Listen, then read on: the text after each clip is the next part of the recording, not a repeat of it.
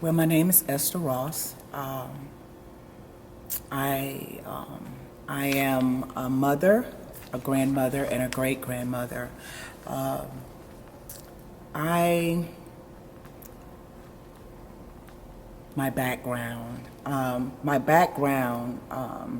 Now it is okay, but at first, with me starting off the way I was on drugs and doing different things like that, it wasn't so pretty. My life wasn't so pretty up until not until I got saved by God when He drawed me nigh to Him, not knowing that even though I was out there in my mess, He was protecting me from my own self. And He was drawing me nigh to Him then. Because, I grew up in church, but growing up in church is not like having that personal relationship with Him. And so when I got saved, that's when I started building on my relationship with God up until this point. I got saved in 1994. Can't really pinpoint the day for you, but I know I got saved in 1994 during the summer because my life had to be changed, and I could not do it by myself, and I knew that. I remembered what my mom used to tell me all the time when we was growing up. Anytime that you get in trouble or anytime you need anything or it doesn't matter what's going on, call on the name of Jesus and He'll be there. I say, but if you do that and you're not ready for Him to be there, then what are you keep doing what you're doing. She said, no, Dolores, He'll be there. And it's like, okay. But before I got with Jesus, I was in the world. And for me, being in the world was being on drugs. I was not a good mom. But the cause and the effect of me being on drugs, it went way back to my mother, my childhood. Because I was treated well, don't get me wrong, but because of some things that I noticed when I was growing up, that my mom had a favorite child, and I was not that favorite. And so it bothered me here and there, but then after I became to be an adult, in my adulthood, it really took a hold on me. It took a toll on me, really. It was weighing me down because of things that happened before my adulthood up to there. Because we used to sit down and we used to drink with our mom, or we used to get drunk with our mom. And it was like, why are you giving us this alcohol, or you're allowing us to drink it? Because when y'all go out, and if a man buys you something to drink, you don't have to lay down with him because you know you can always get it from me, right? Okay then, this is nice. This is really nice. So that's how I started drinking. That's how we started drinking, me and my sister. And so it just broke from there because things was happening, even in the middle of the drinking and stuff like that before I became an adult. I was molested, I was fondled, and by one of my mama's husbands. And so when I told her, it was like, no, he didn't do that. You just want my husband. It's like, what am I gonna do with him? You don't even want him. You just married him so he can help you pay the bills because you're tired of working 2 jobs. So with that being said, she said I had a smart mouth and stuff like that, and I was all the B's, the SOBs and all of that, and she didn't believe me. And so everything that started a ripple effect from what was already there, because I looked at the fact of my mother. She was supposed to protect me. She was supposed to take care of me. And she wasn't doing a good job of it. So that was a straw that broke the camel's back. And that's when everything started crumbling. But I didn't see it as crumbling. I seen it as me doing what I wanted to do, and couldn't nobody tell me nothing, and I didn't have to listen to anybody, stuff like that. It was really and truly weighty, you know? So coming up to the point of, being on drugs, trying to be a drug dealer, stuff like that right there, I really made a mess of things. I made a mess of my life. I made a mess of my children's life. Because when my son told me he wanted something or something like that, I used to give him drugs to sell. And it's like, God, what mother does that? Who does that to their child? And so I don't blame myself for what he's going through today, but I had something to do with it because my oldest son, he's been in and out of prison. This is his 9th time going to prison, and it's all been for the same thing, drugs. I have told him, to get help and stuff like that, but, with him selling drugs, he a weed head, but I'm talking with selling the crack, the pills, and all that stuff like that. I had something to do with that. I contributed to that. Just like my mom contributed a lot of stuff with me doing what I was doing. But as I got older and I was looking at my life, it's like, I need help, but I don't know how to get the help. I don't know where the help is, but I need help. I said, can't nobody see this? And my mom wasn't focused on me. She was focused on my sister because that was the apple of her eye. And so one day we got together, we were talking, and I really didn't like to even gather with my family because I was always the one that caused problems. I was always the one that was this or that was that. I was always the one that was out of order. But nobody could see that we were all out of order. We were all very dysfunctional. And it was like, God, what do you do? I'm trying to tell y'all we all need help, but it's like, I'm the one that y'all saying I need the help. Okay, so I accepted that to the point of, me trying to look into how do I get the help? Where does it come from? Where do I start? I didn't even know where to start because all I knew was smoking a crack pipe, having a crack pipe in my hand, trying to sell it, and snorting powder. And it was like, wow, I'm killing myself. And so how do I prevent myself from killing me? And so I just kept saying, I know that this is not the way my life is supposed to be. I am on this earth for a reason. But why am I here? I don't even know. I know I'm not here to sell crack. I know I'm not here to be a bad mother. I know I'm not here to have all these bad, wrong people in my life, but then this is what I was dealing with, and I felt like they were the ones that really loved me, because my mama didn't, my sister really didn't. They said it was cool, but I just didn't believe it, because when somebody tell you they love you and really mean it, it even sounds different coming out of their mouth. But for me, action speaks louder than words with that love thing. That love thing, I could tell you all day, but if I don't show you I love you, you'll know that I just really don't even care. And so that's the way I felt, and that's the way it was. And I felt like I was all alone, stuff like that. So I just kept saying, I know that it's something better for me. I know. I lost everything.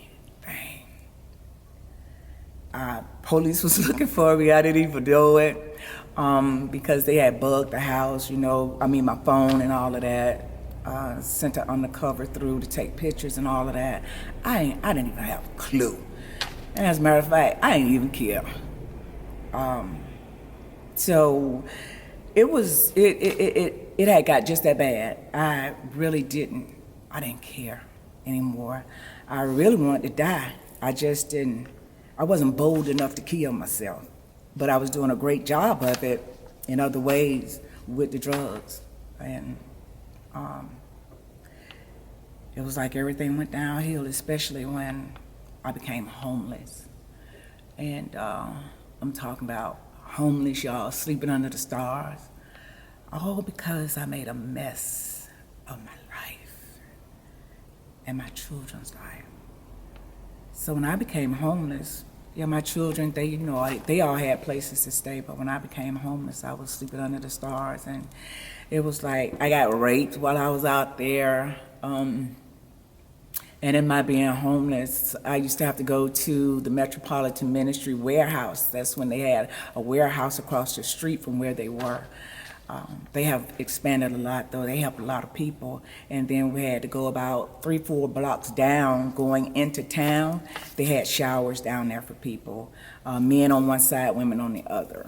And so that's how I got by for a while. But then I did something crazy, got arrested, and that's when I found out that I had a warrant out because they were looking for me for selling drugs and stuff and doing all kind of stuff because I was robbing people, stuff like that, shooting people, all that old crazy stuff.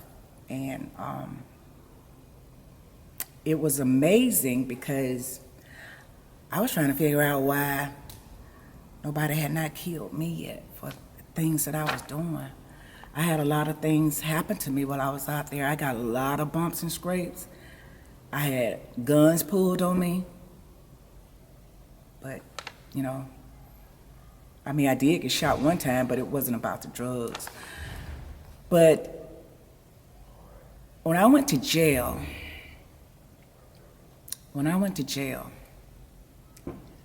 that's when I met Jesus. That's when I met Jesus, when I went to jail.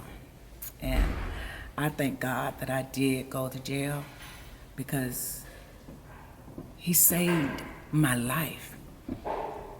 And that is when my life started having meaning to it. When I was in jail, I could see and understand the purpose of me being on this earth because he was telling me. And it was like, I don't know if I could even do all this.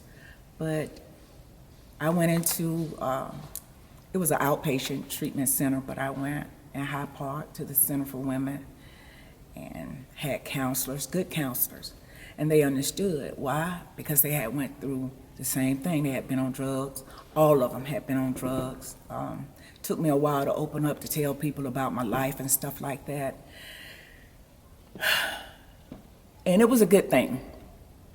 That place was a good thing. But my real recovery came from God.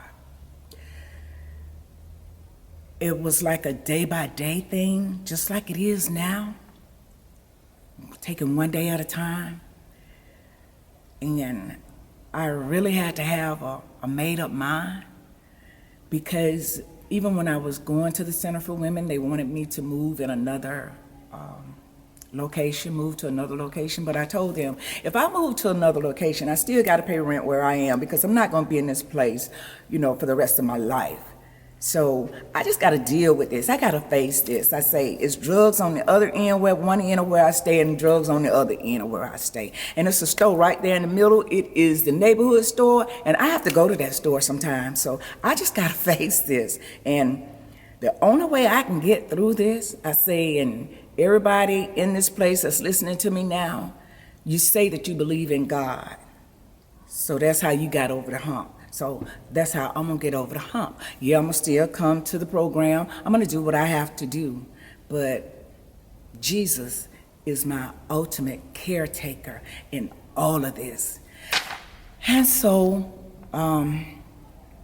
I started on the journey. I started that process, getting closer and closer and closer to him, communing with him, staying in the word. Didn't understand too much because I was a babe in Christ. Didn't understand the word, but it was just the fact of me just being in it, me doing something for myself that was good.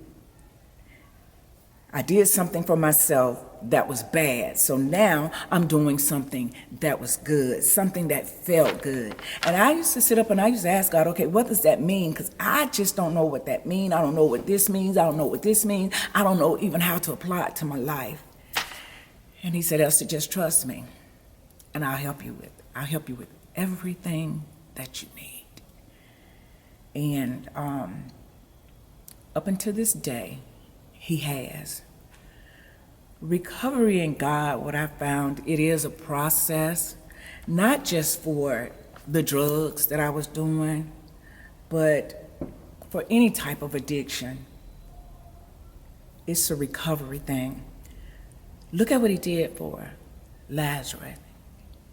He called Lazarus from death to life, just like he calls us from death to life when he draws us, as he's drawing us nigh to him. When we are saved, he calls us from death to life.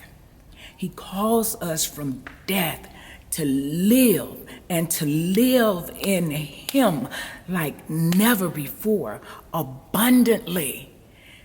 And so with me being steadfast in the word, believe me, things happen now. It was like things happen along the way, and it's like, wait a minute, I thought that when you get with God, everything's gonna be hunky-dory. Because that's what I was told. But it just didn't happen that way. I had things to happen. But you know what? It was faith builders for me. Because when things happen, and I used to even think because I did something to somebody, things was happening to me because of this. But God explained to me, these are faith builders. These are faith steps. He said, because when people think that they're doing something to you to bring you down, I'm going to replace that and bring you up. And that is exactly what happened. And it's still happening today. But with recovery, let me remind you, with recovery, in the process of recovery, it could be overeating. It could just be binge eating and then throwing up. It could be alcohol. It could be drugs. It could be in domestic violence, being abused, misused. It could be anything. You can get addicted to anything. You can be afraid to step away from anything, and all because you just ain't got the right person in your life to surround you with people that will help you. But I just want to remind you that God can get you through anything. Because even when I got clean and sober, I relapsed one time. And I said, I didn't do this for me to go back into that. So how can I not keep doing this? Because if I keep relapsing, I just might as well just stay out there and just keep doing what I'm doing. I can't do this. I cannot afford to do this with my life. And he said, if you just trust me with you and let me help you with this, like I said, it'll work out. He said, don't focus on your circumstances. Focus on me, because I'm bigger than your circumstances. I'm bigger than anything, any situation, any issue that comes up in life. Okay, so I had to cut myself off from a lot of people, people, places, and things. I had to cut myself off in my recovery. Just like I'm doing now. Sometimes we all have to cut people out of our lives. And a lot of people think that, you done got too good for me. No, it's not that I love you less. I just got to leave you behind now because I got to go ahead and I got some other things to do. That's all. And you just can't go with me. And I can't go with you where you're going. And frankly, I don't want to go with you where you're going. I just want to go where God wants me to go. So I had to cut some people off in my family, and my sister was one of them. Because like I said, we came up in this stuff together. And I cut myself off from her for a whole year. I would talk to her on the phone, but if she was drunk when she called, I hung up. And she thought I didn't love her anymore. I do love you, but I love me more. I love me more. And because of that, the next year, she got saved. Then her husband, he was on crack cocaine, he was drinking and all that, and she cut him loose. And because of that, he got saved. I mean, it was another ripple effect, but it was a good ripple effect. When Evan asked me to do this, it was like it touched on some stuff. And I explained to her what it touched on, but I told her I'm not going to run away from it, I'm going to run to it. And I had to lean into this thing until this day came that I'm sitting in front of this camera. Because I had to talk to God about some stuff, and it's like, is something going on in here, is something happening, and I can't quite put my finger on it, but you can help me with this. I said, I know that I was delivered and I was healed from this thing, or so I thought. He said, well, you were there, right there on that level. He said, but up here, because of where I'm taking you, for you to do what you have to do to help my people, he said, you're delivered. He said, but you got issues of the heart. I said, what? He said, you still got a little hole right there in your heart that has to be healed. Residue. Not wanting to go back out there and do drugs, but healing from the cause of all of this. And I thought I was. Isn't that amazing? And the cause of all of this started way back with my mom, because it brought me to the point of choosing the wrong relationships, whether men or women. Women, because I wanted a best friend. Never had one, didn't even know what it was, but I wanted a best friend because I used to hear people talk about their best friends and how close they were. They could talk to them about anything, and it didn't work. Even when I got saved, after I got saved, you know, I wanted a best friend. I got some people that I'm close to. And I found out that my best friend is Jesus. That's my best friend. He's my best friend. He's my father. He's my mother. He's everything I need him to be when I need him to be it. So today, he's my healer. At this right moment, right here, he is my healer. Because as I'm talking to you, he's healing that little piece in my heart. And don't get me wrong, it hurt. And this is what we don't like, the pain that comes with the healing and the deliverance. We don't like that because it don't feel good. It is so uncomfortable. And it really don't feel good now, sitting in this chair, talking about this stuff. But it helps, and it's helping me. And I hope it's helping you, because it's a good pain. It's a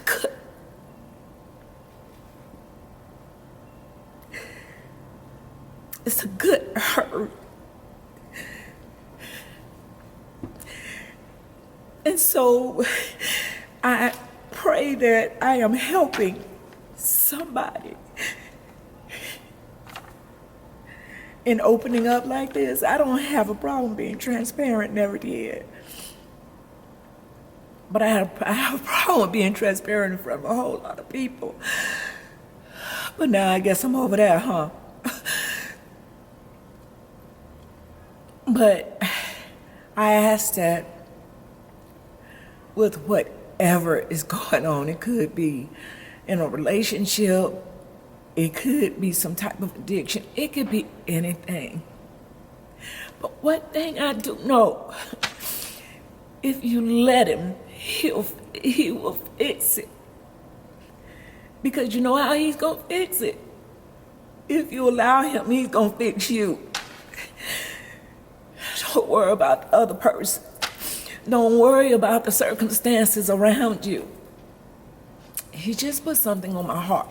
You remember when he told Peter to come out of the boat and come to him? And Peter, he stepped out of that boat on faith. But when Peter started looking around at the waves, instead of staying focused on God, that's when he sank in the water. But guess what? He didn't drown. You know why? Because God reached down and he pulled him back up. And when he pulled him back up, he pulled him back up unto him. So guess what? He can do the same thing for you if you let him. And I know you might think sometimes that it's hard, but he gave me this little saying years ago. It won't be all that easy, Esther, but it won't be all that hard either if you just let me. And when I let him, my life changed drastically for the better. I'm not the same Esther that walked in the doors of Trinity CME in 1994. I'm not the same Esther because I still had a whole lot of stuff going on when I stepped through these doors in 2004 or 5. And he sent me here, and he told me when I joined the church what to tell Mark Jones. And he told me to tell Mark Jones when I joined the church, and I told him, God sent me to you for you to develop me. And develop for me meant in every area of my life to walk in my destiny. And he has done that. And that man is still developing me on a daily basis. Why? Because I'm submitted and I'm committed. I'm submitted. I submitted to the man of God, and I'm committed. First, I'm committed to Jesus, but I'm committed to Mark Jones too. And I just have to say thank you to God, because up until this point, he has surrounded me with a lot of wonderful people. Even when sometimes I just thought I had a problem with them. I didn't have a problem with them, I had a problem with Esther. It was me that I had a problem with. Because God said, if you say you love me and then you can't love the people that's you living here amongst, it's like, oh, that tore me up. I said, yeah, but they get on my nerve, they do things to me, and I just ain't got time for it. This is why I had the time for you. I still got the time for you. That tore me up. That tore me up. But he didn't say I had to like anybody. He said I had to love. That's what he said. He said I had to love. And so I thank God for his love. And I thank God for his recovery processes, because I'm still going to go through different things while I'm still living on this side. And in the process, it is recovery. You know, I always wanted to be a model when I was growing up. I really and truly did. Yes. It's like, after I got with God, I said, well, I guess that done broke the camel's back. So, okay, let's see.